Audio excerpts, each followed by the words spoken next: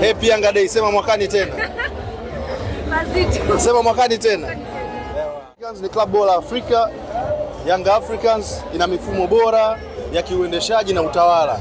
Sisi kwetu kadi zetu za wanachama hamna haja kuzungumzia upande. Umeziona hizo hapo zinatoka, wanachama wanapata huduma moja kwa moja, unasajiliwa, unapata huduma, unawisha wanachama wako, tunasolve matatizo mbalimbali ya mashabiki wetu na wanachama wetu. Kwa hiyo kwetu sisi kama idara ya wanachama, Yanga Day ni sehemu pia kuwasogezea huduma na kusogeza elimu kwa wanachama wetu ambao wanapata fursa ya kutoka sehemu mbalimbali nchini na nje ya nchi kuja kushuhudia tamasha hili kubwa la kihistoria la klabu yao, lakini sasa tunapata kupenyeza ajenda mbalimbali za kutoa elimu mbalimbali kuhusiana na wanachama na ushabiki na maendeleo ya klabu yetu kwa ujumla. Vipi kuhusiana na mwitikio sasa kwa wanachama wa hapa Dar es Salaam? Mwitikio ni mkubwa, ndio maana nasema usiseme Dar es Salaam peke yake. Leo ni Yanga Day. Yanga Day inajumuisha wanachama wa Yanga wote kutoka duniani. Nina watu hapa wamesafiri kutoka Japan kwa ajili ya Yanga. Nina watu wametoka Malawi, nina watu wametoka China. Sehemu mbalimbali duniani wamekuja kwa ajili ya tamasha hili kubwa. Na sisi jukumu letu ni kuwasogezea huduma hii, na tuko hapa toka saa 12 asubuhi.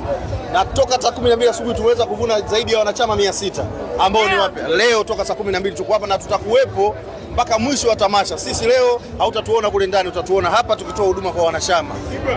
Ibra, wakati wengine wakipambana na sakata la mambo ya kusajili wanachama, hii inaonekana kama bomba sio mchongo.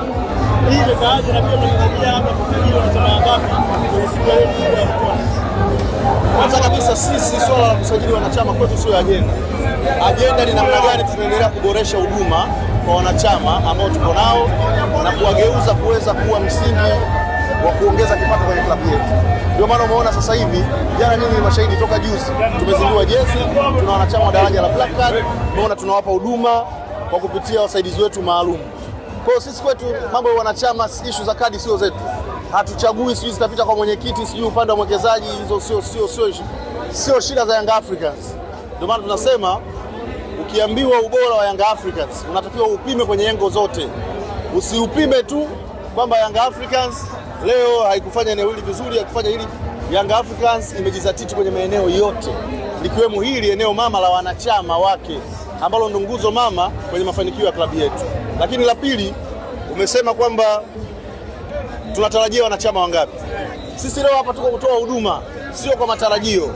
Tutawahudumia wote watakaoweza kutufikia na tutahakikisha hakuna mtu ataondoka hapa bila kupata huduma atakayekuja kwenye eneo letu la huduma ambalo mmeona tumelipanga vizuri. Vitu vinaenda fresh. Mbona kama kinyonge? Hamna, sio kinyonge. Tunaishi. Tunajiamini na timu yetu. Bwana, leo ndani mambo yanawaka. Kila nikimgusa mwana Yanga nasema natamani kumuona Peter Shalulile. Mkiwa kama mashabiki wa Yanga leo Yanga Day, mnaizungumziaje? Sisi hatuna mbambamba.